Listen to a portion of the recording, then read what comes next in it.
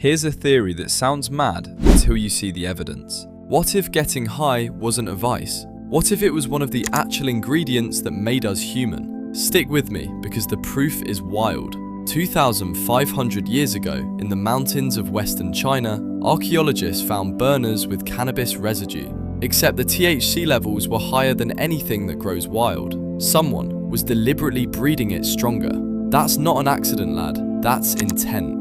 9,000 years ago, on a cave wall in Algeria, someone painted a mushroom growing directly out of a man's body. Not next to him, out of him. Drawn with the same care reserved for things that actually mattered. And then there's the one that should ruin your old philosophy teacher's week.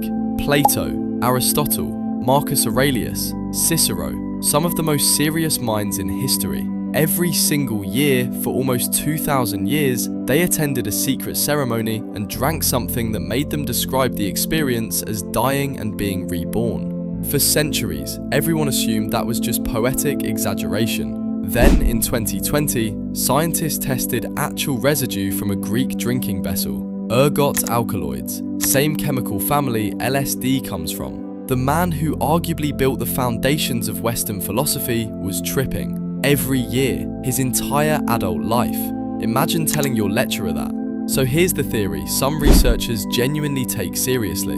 The altering consciousness wasn't a distraction from human progress, it was part of the engine. A study covering 488 human societies found 90% built altered states directly into their core beliefs. Maybe the visions, the chaos, the dissolving sense of self.